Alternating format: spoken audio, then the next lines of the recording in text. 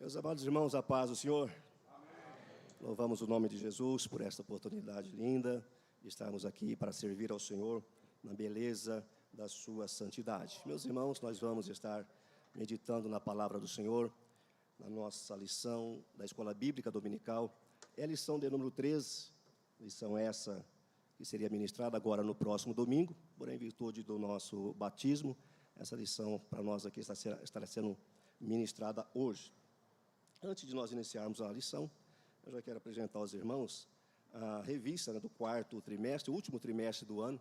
Os irmãos que ainda não adquiriram, estaremos estudando baseado no livro do profeta Ezequiel, que tem por título A Justiça Divina, a preparação do povo de Deus para os últimos dias no livro de Ezequiel. Com certeza serão lições de grande valia para nós também, como tem sido desse trimestre que nós estamos finalizando hoje. Nós estudamos, irmãos, ao longo desse trimestre, esse título, os ataques contra a Igreja de Cristo, falando sobre as sutilezas de Satanás nesses dias que antecedem a volta de Cristo. E, como disse o apóstolo Paulo, nós não ignoramos os seus ardis. Satanás sempre prepara ataque contra a Igreja do Senhor, mas nós estamos firmados, irmãos, firmados na palavra do Senhor, na promessa do próprio Senhor Jesus, que diz que as portas do inferno não há de prevalecer contra a sua igreja. Louvado seja Deus. Nós estaremos, de início, fazendo aqui um pequeno resumo das lições que nós abordamos nesse trimestre, e depois entraremos na nossa lição, e seremos bastante sucintos também nos pontos que nós estaremos abordando aqui. Algumas das nossas lições, iniciamos na lição de número 1, falando sobre a sutileza de Satanás contra a igreja. A lição de número 2, a banalização da graça, foi um título de suma importância, onde nós observamos nesses dias muitos utilizando a graça do Senhor de uma maneira vã, desconsiderando a graça, e em tantos outros meios, inclusive substituindo a graça por coisas que não trazem nenhuma edificação. E nós observando pela palavra do Senhor que a nossa salvação, ela é totalmente pela graça do Senhor Jesus. Discorremos, falamos também a respeito da normalização do divórcio, um tema bastante em voga em nossos dias, sobre o ateísmo, sobre a relativização da Bíblia, a questão de que a verdade que para uns pode ser verdade, para outros dizem, essa aqui é verdade para você, mas para mim não, relativização, as pessoas hoje utilizando as coisas de uma maneira muito vaga, muito vã, e nessas lições, irmãos, nós solidificamos aqui a nossa fé. Nós aprendemos e estamos aprendendo, e como disse o apóstolo Pedro, crescendo na graça e no conhecimento de nosso Senhor Jesus. E na lição de hoje, que é a lição de número 13, que nós vamos estar fechando, e já foi dito aqui, citado pelo nosso pastor, resistindo às sutilezas de Satanás. No texto áureo que nós já lemos, eu gostaria de frisar com os irmãos, um ponto bastante importante para nós pensarmos. É comum, irmãos, nós ouvirmos pessoas, como eu digo, pessoas do nosso meio, citando um versículo dizendo, resisti ao diabo e ele fugirá de vós. E nós vamos ver aqui nessa lição, nessa noite, a importância das ferramentas que o Senhor coloca à nossa disposição, à disposição da igreja, para vencer todo e qualquer ataque, irmãos. Nós sabemos que a igreja está em uma batalha constante, e o Senhor Jesus, sabedor disso, nos dotou de armas. E o apóstolo Paulo diz que as armas da nossa milícia não são armas carnais, mas são armas poderosas em Deus para a destruição das fortalezas satânicas. Paulo vai dizer que nós não temos que lutar contra carne e sangue, mas contra os principados, as potestades, contra as hostes infernais da maldade. A batalha, ela existe.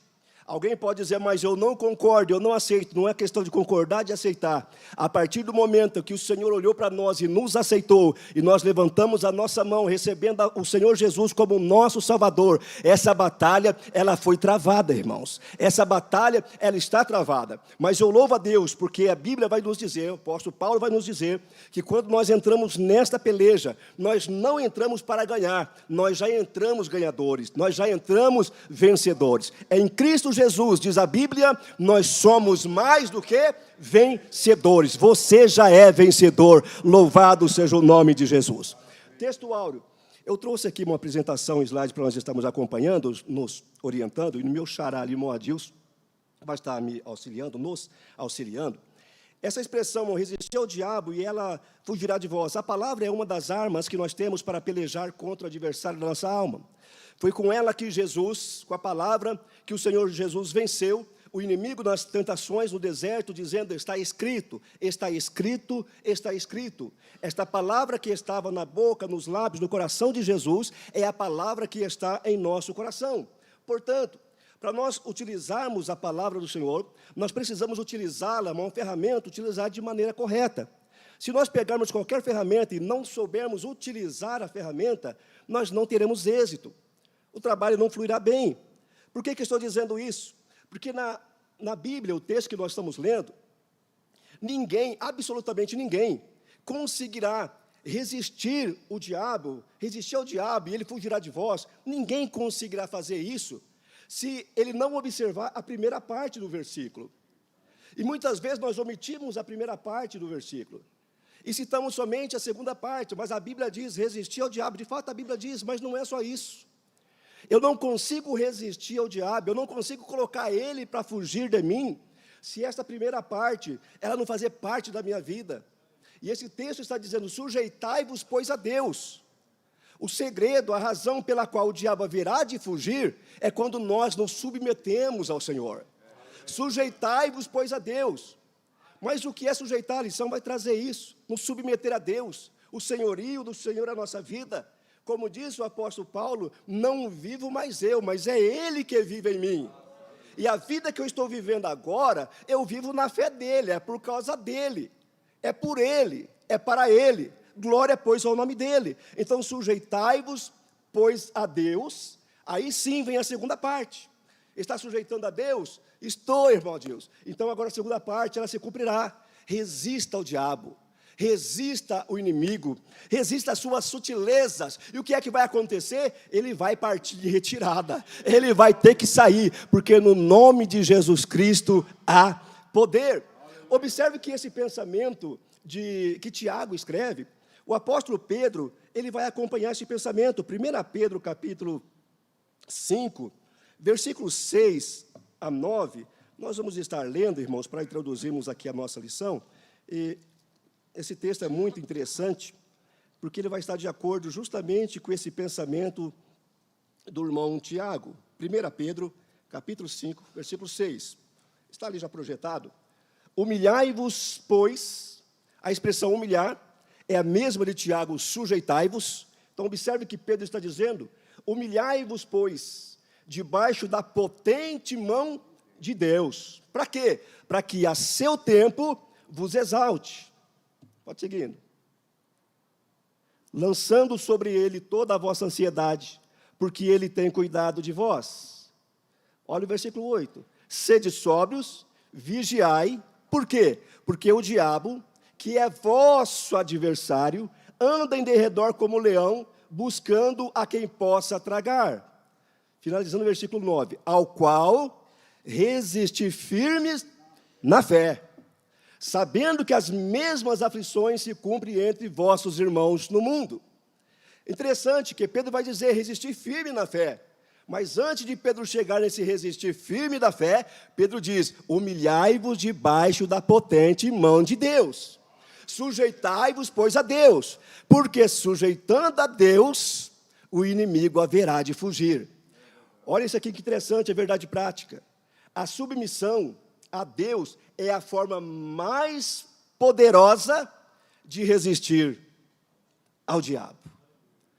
A sujeição, a submissão a Deus é a forma mais poderosa de resistir às sutilezas satânicas. Nós vamos entrar, irmãos, nós vamos correr aqui na nossa lição, na introdução.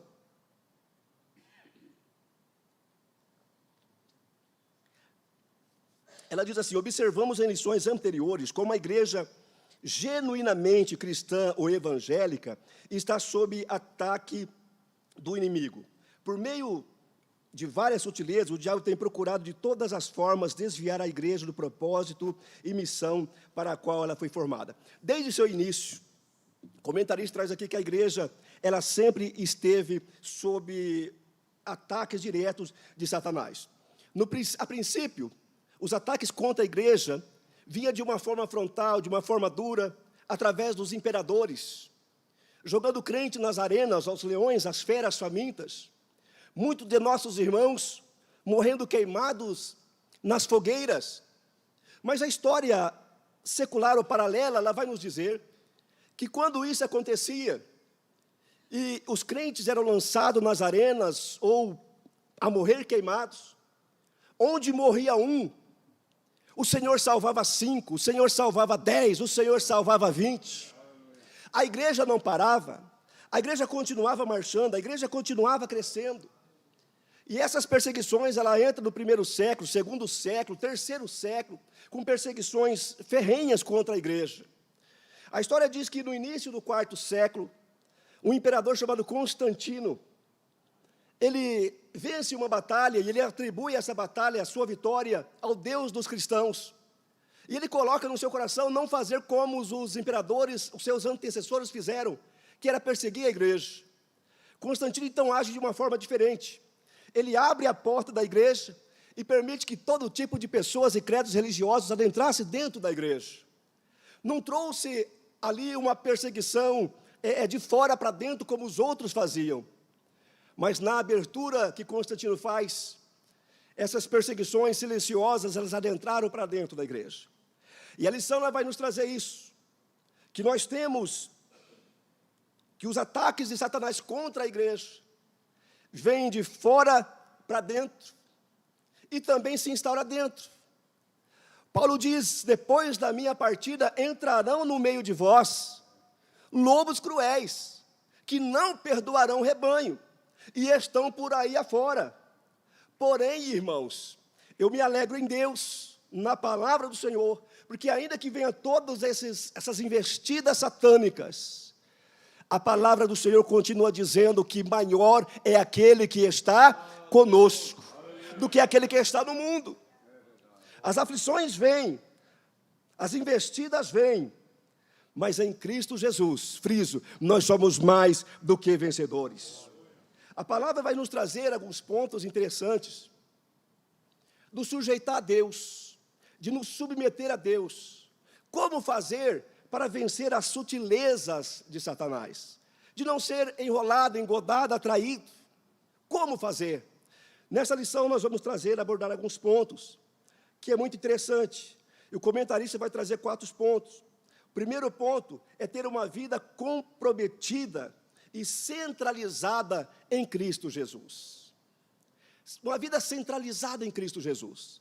Quando Paulo escreve a sua carta em 1 Coríntios, capítulo 2, versículo de número 2, o apóstolo Paulo vai dizer, quando eu fui ter convosco, eu nada propus a vocês saber, a não ser Jesus Cristo, e este crucificado. A mensagem do apóstolo Paulo era Jesus Cristo. E ele continua na sua palavra dizendo, a minha palavra, a minha pregação, ela não consistiu em palavras persuasivas de sabedoria humana. Paulo está dizendo, eu preguei a vocês, não foi filosofia, não foi historinha que eu fiquei contando para vocês. O que eu preguei para vocês foi a palavra de Deus, e a palavra de Deus ela é poderosa para transformar. Paulo nos traz isso, a mensagem de Paulo, o alvo de Paulo era Cristo. A mensagem de Paulo era Cristo. A resposta de Paulo, a missão da igreja era muito simples. E qual era a missão? Proclamar Cristo Jesus.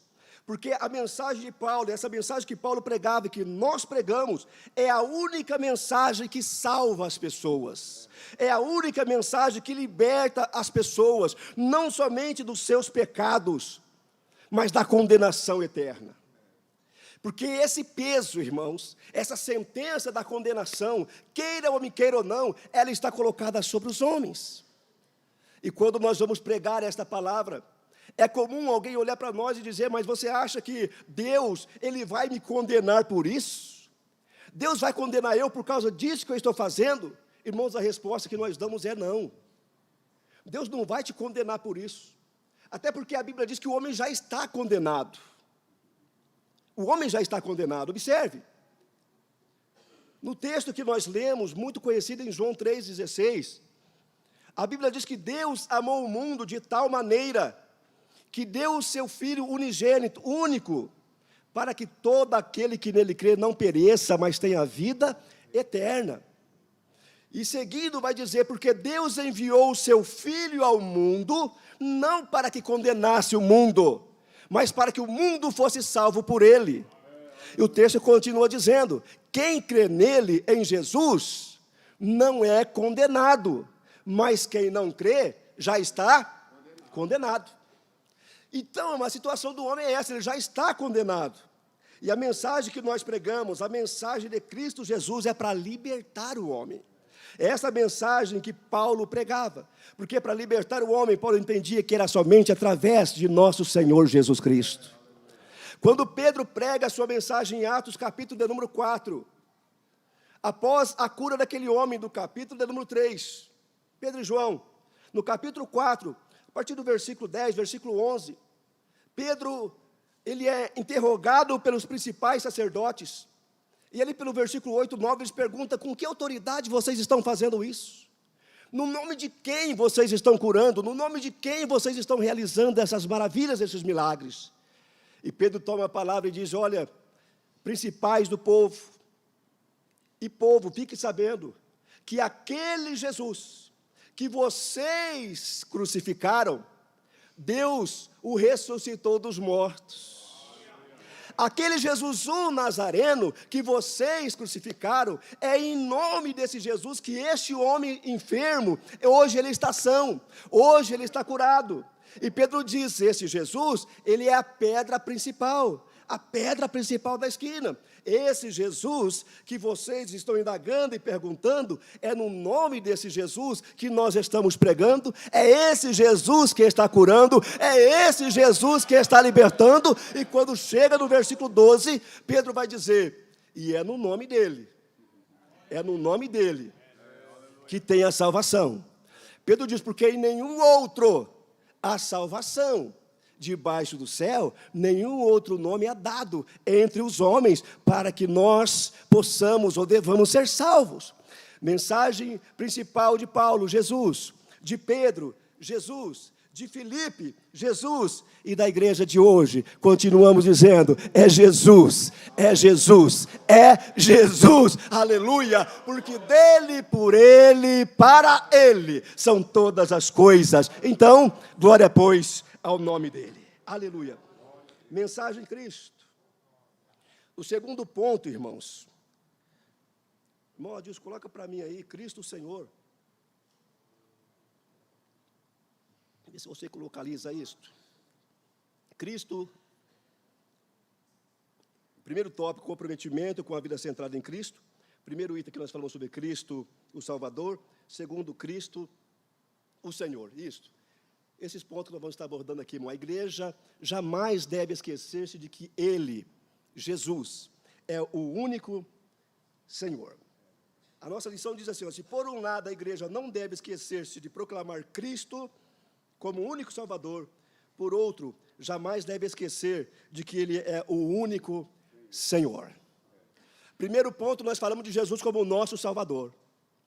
Como o Salvador que eu o recebo, eu proclamo Ele como Salvador. Ele é o meu Salvador. Ele me perdoou, Ele me salvou, Ele me regenerou. Então, esse Jesus Salvador é que eu vou pregar. Agora, no segundo ponto, de Jesus, fala de Jesus como o Senhor. E o que é que nós aprendemos aqui?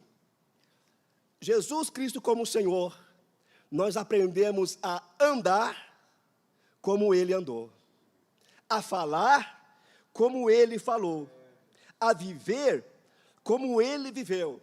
E a Bíblia vai mostrar isso, que Cristo não é somente o Cristo crucificado, Ele é também o Cristo ressuscitado. Aquele que morreu e ressuscitou. Em Atos 2, versículo de número 36, que inclusive está exposto ali, é um versículo que nos mostra que Cristo, Ele é o nosso Senhor. Ele tem o senhorio da nossa vida. De modo que, irmãos, Sendo o Senhor, Jesus, o Senhor da nossa vida, nós não podemos, de forma alguma, utilizar expressões tal quais algumas a gente escuta por aí, e vê tanto nas redes sociais, pessoas dizendo, meu corpo, minhas regras.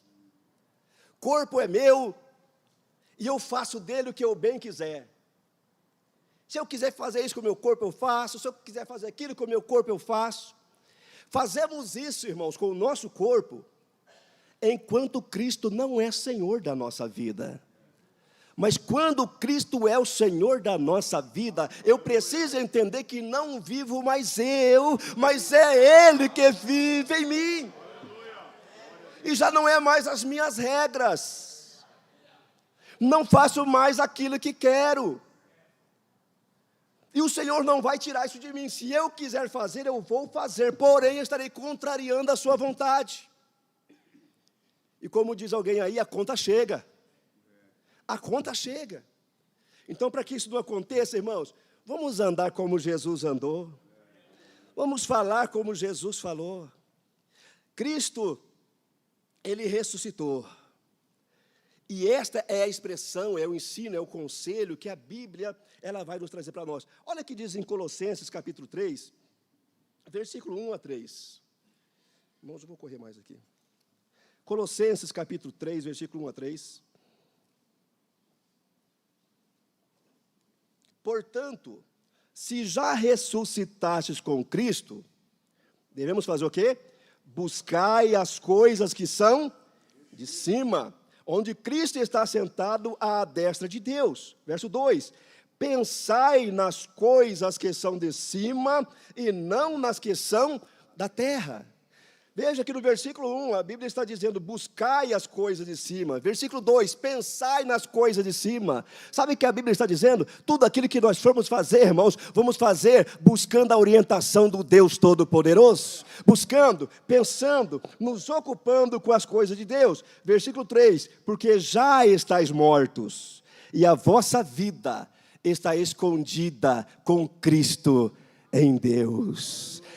No Senhor, que é o nosso Senhor, nós estamos guardados, irmãos. Nós estamos protegidos. Satanás vai continuar atacando, vai continuar tentando, mas Deus lá dos altos céus, Ele vai estar olhando para você e vai dizer, nesse aí você não vai tocar não, nessa aí você não vai tocar não. Mas por quê? Porque tem a marca do sangue de Cristo Jesus. Oh, aleluia!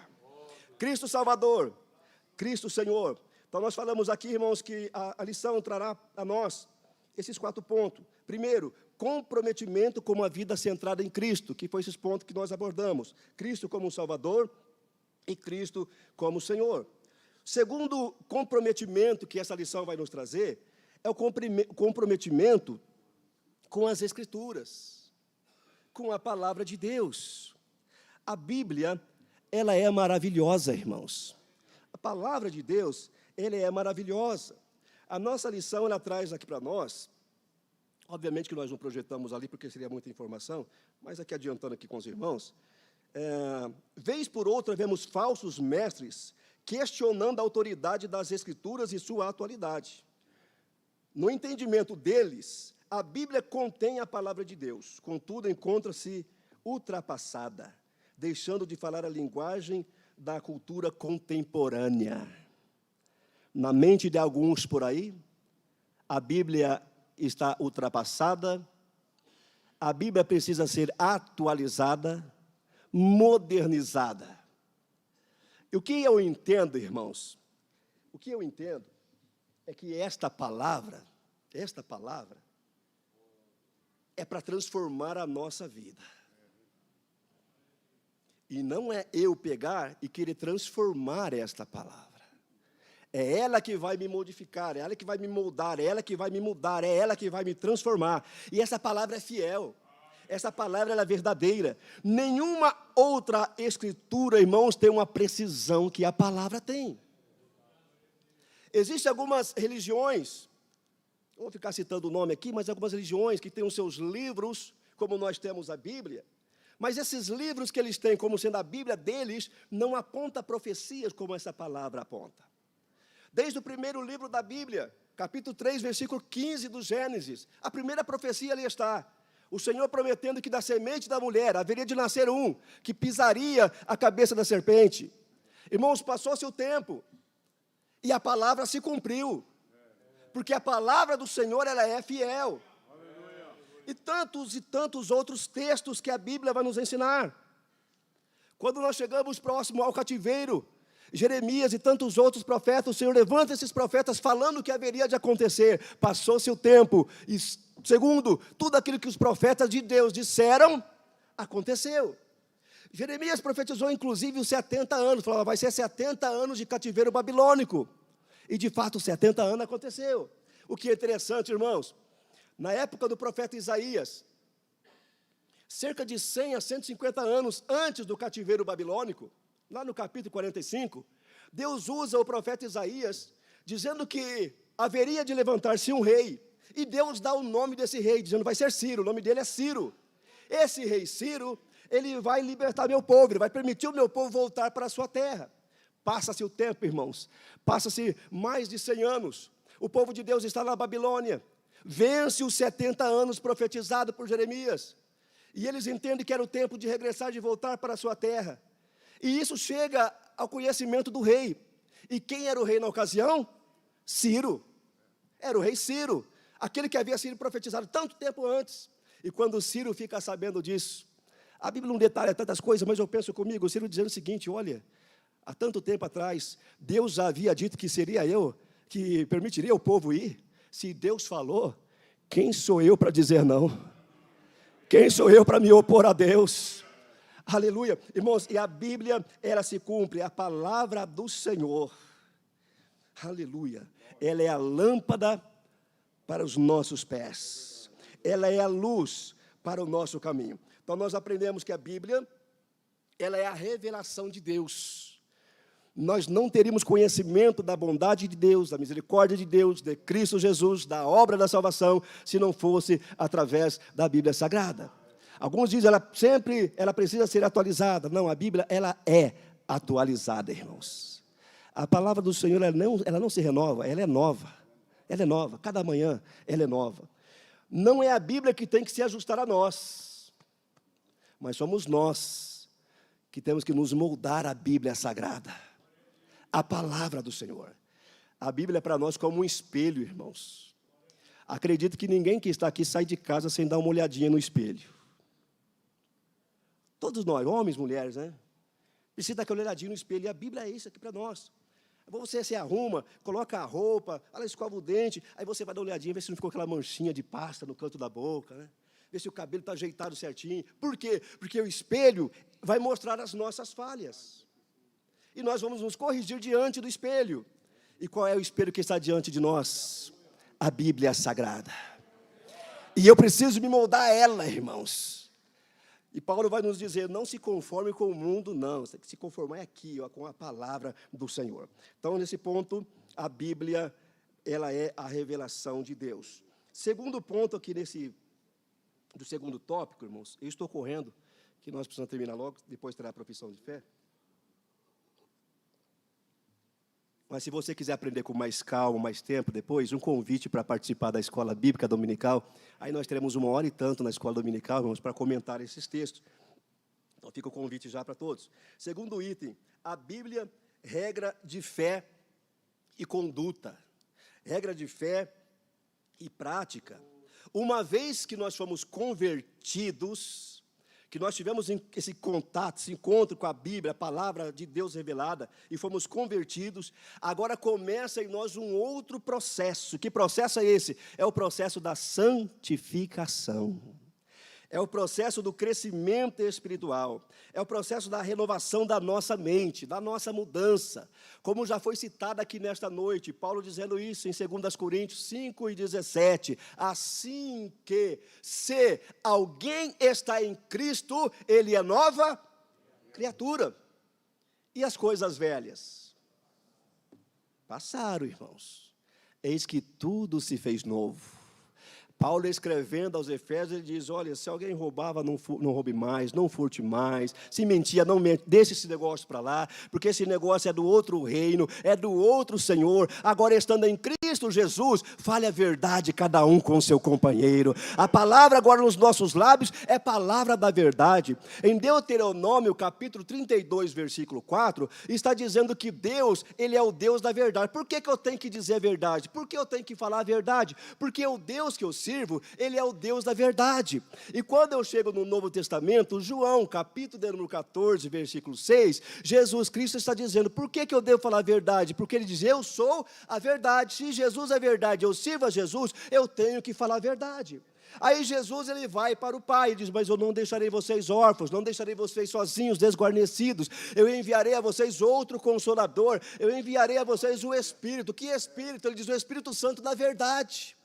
O Espírito que habita em nós é o Espírito Santo da verdade, por isso eu preciso viver uma vida de verdade. A adoração que eu oferto a Deus tem que ser uma adoração de verdade. Ele diz, os verdadeiros adoradores adorarão ao Pai em espírito e em verdade. João 17, 17, o Senhor diz, Pai, santifica-os na Tua palavra a verdade, porque a Tua palavra é a verdade. Aleluia! Irmãos, como diz, só erra quem quer, né? Nós somos sujeitos à falha, claro, mas nós temos a palavra do Senhor para colocar diante de nós como esse espelho, para nós nos corrigirmos e modelando para a glória do Senhor Jesus. Amém, irmãos? Comprometido com as Escrituras. Salmo 119, versículo 9 a 11, só ler esse versículo, nós vamos pular para o terceiro tópico.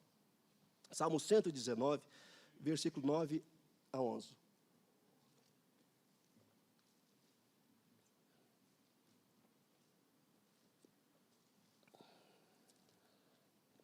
É uma passagem bastante conhecida, irmãos.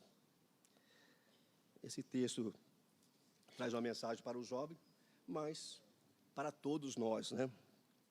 Como purificará o jovem o seu caminho? Uma pergunta. Como é que o jovem vai purificar o seu caminho? Como é que eu vou fazer isso? A resposta já está na sequência. Observando-o conforme a tua palavra. Observando a si mesmo, conforme a palavra de Deus. Versículo 10. Com todo o meu coração te busquei, não me deixe desviar dos teus mandamentos. Verso 11.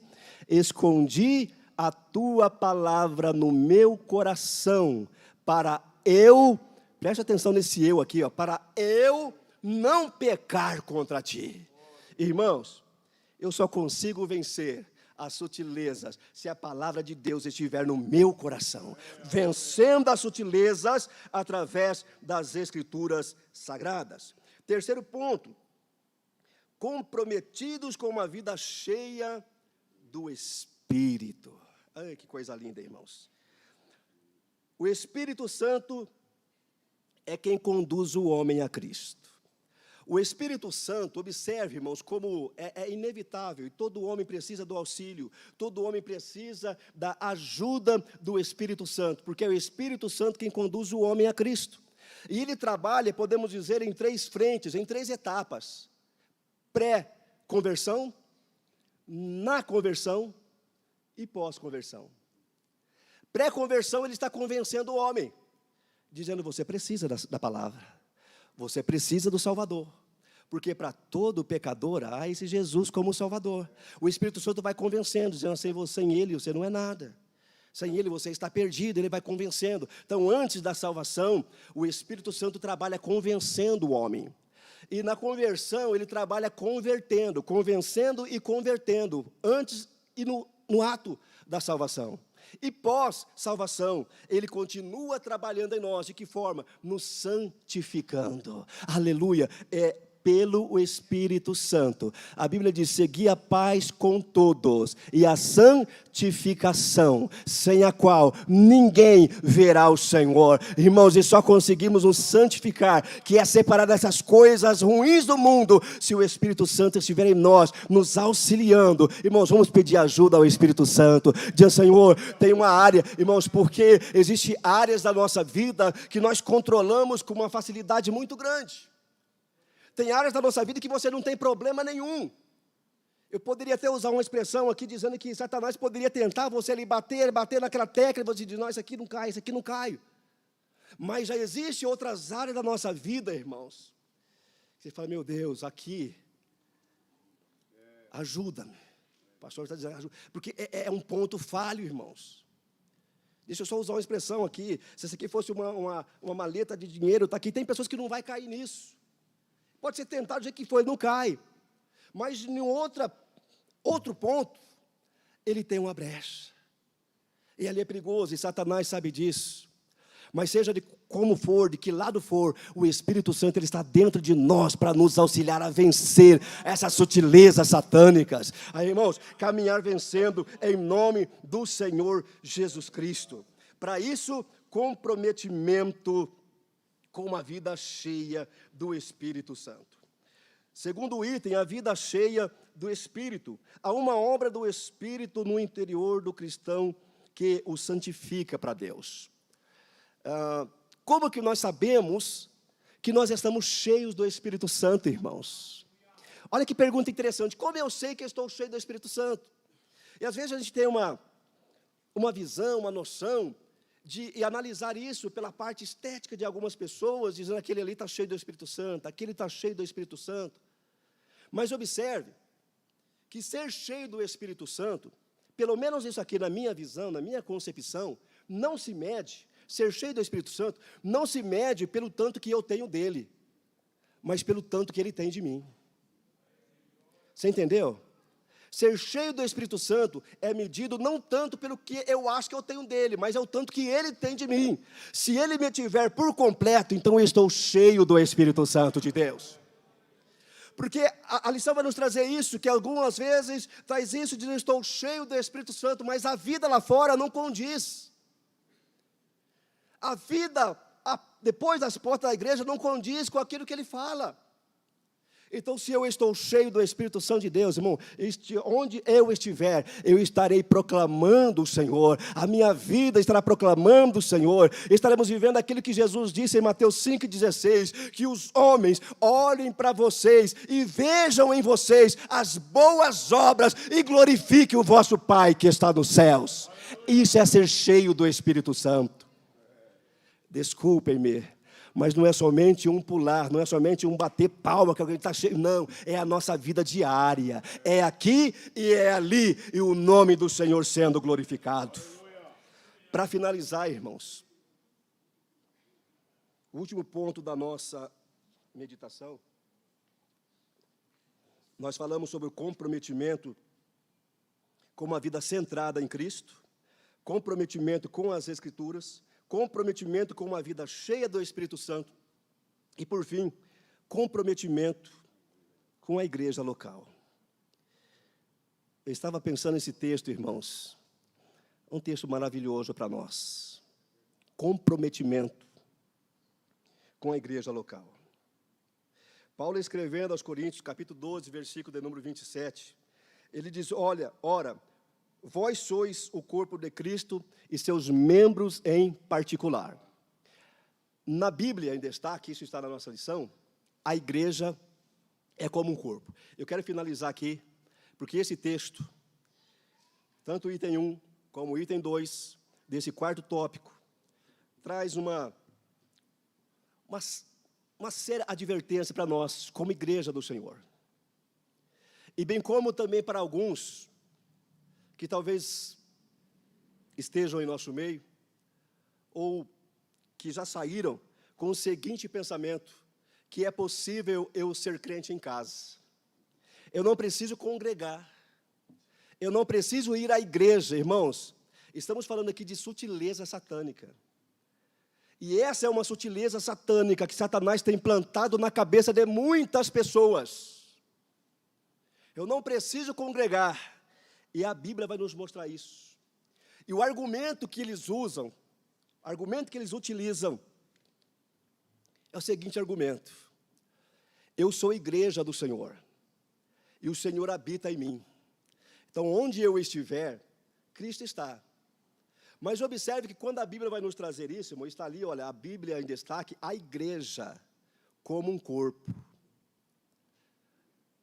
E nós, o texto vai nos dizer, nós somos membros em particular deste corpo.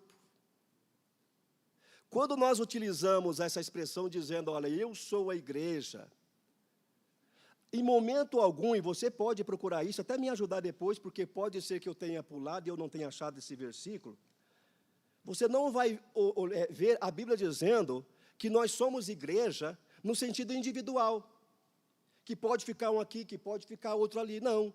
Quando a Bíblia fala a respeito da igreja como sendo corpo, a Bíblia está falando do coletivo. E nós, os membros. Se eu, Deus o livre, perder um dedo, eu posso dizer que eu perdi um corpo? Não. Eu perdi um membro, um dedo. Perdi um membro. Então, cada um de nós é um membro. Que quando ajuntamos, formamos o corpo de Cristo, que é a igreja. E nesse corpo de Cristo, que é a igreja, o Espírito Santo habita nele. E Cristo é o cabeça desse corpo. É Ele que está comandando. Então, eu não posso trazer para mim esse pensamento, irmãos. Pastor, eu vou terminar aqui, é que eu anotei uns versículos aqui, só para nós finalizarmos esse ponto aqui. 1 Coríntios, capítulo 12, versículo 12. Irmão Deus, por gentileza, nós vamos finalizar esse pessoal aqui.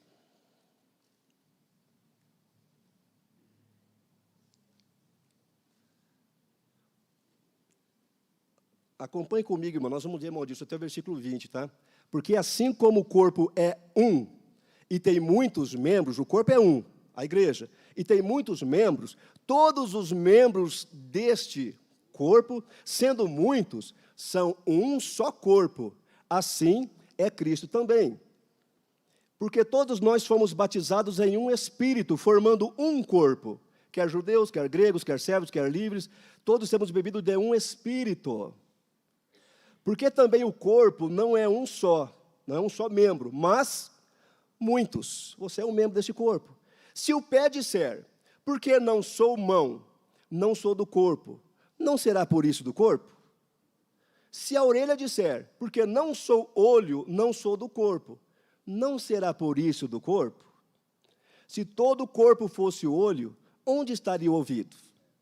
Se todo fosse ouvido, onde estaria o olfato? Mas agora, Deus colocou os membros no corpo, cada um deles como quis. E se todos fossem um só membro, onde estaria o corpo?